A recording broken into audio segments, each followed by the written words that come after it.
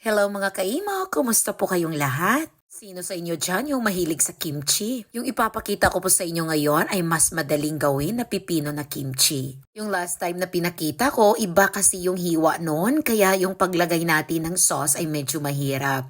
Kaya yung ganitong hiwa po ay napakadali lang talaga.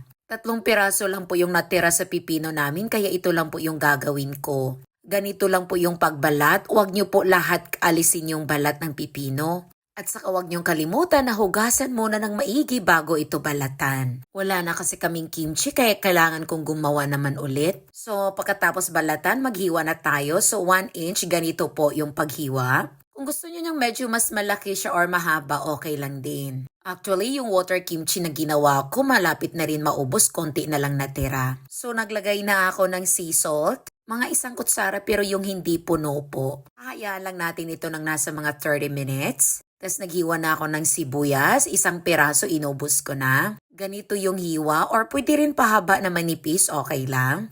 And then next ay naghiwa na rin ako ng bawang 3 piraso lang. Kung gusto nyong i-mixer, okay lang din po. Mas gusto ko ng ganito kaysa mag-mixer pa ako dagdag sa hugasin. Ganito kalaki lang po na luya. Sobrang konti lang talaga. Mas masarap kasi kapag may luya kasi mabango. And then spring onions. Wala kaming chives kaya spring onions na yung nilagay ko. 1 pirasong maliit na carrot. Pwedeng ganito lang po yung hiwa. Pero mas laitan ko pa katulad ng paghiwa ng sibuyas. Ito lang po yung mga ingredients na kailangan natin. Pagkatapos ay hinalo-halo ko lang muna yung pipino para pantay yung lasa. And then hahayaan lang natin ulit tapos gagawa tayo ng sauce. Naglagay ako ng kalahating cup ng chili flakes. Or kahit 1/4 lang po kung ayaw nyo ng maanghang. Naglagay na rin ako ng 1 kutsarang anchovy sauce. Nag-sprinkle ako ng sesame seeds at 1 kutsarang sugar. Nilagay ko na yung luya at saka bawang tapos hahaluin lang natin ito ng maigi. Kung napansin nyo, medyo dry ito pero okay lang po, walang problema kasi yung cucumber natin or pipino ay mag-produce yun ng tubig kaya okay lang. So after 30 minutes, ayan, may tubig siya pero inalis ko yun kasi maalat yun. Drain ko siya pero hindi ko na hinugasan yung pipino tapos nilagay ko na yung mga gulay na hiniwa. Hahaluin lang muna natin ito, dahan-dahan lang po para hindi malata.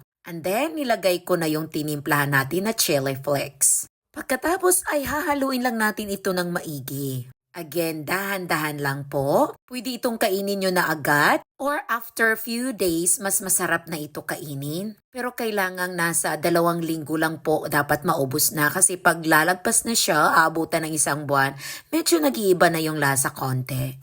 Ayan na ang jiwa, nakaabang na, gusto na niyang tikman. Medyo iba kasi itong cucumber kimchi. Unlike sa napa-cabbage na kimchi na habang tumatagal, mas sumasarap siya. Ito kailangang ubusin, nasa 1 linggo or 2 linggo lang po. Ayan, sabi nga ni Jiwan, ang sarap-sarap na daw. Ayan na, nag-sprinkle lang ako ng konting sesame seeds sa ibabaw. Kain tayo mga kaimo! Alam nyo, ang daming nakain ni Jiwan nito, pabalik-balik siya na patikim-tikim. Masarap daw kasi. Anyway, maraming salamat po sa inyong lahat. Taos-puso po ako nagpapasalamat sa inyo. Hanggang dito lang muna. Bye everyone! Annyeong!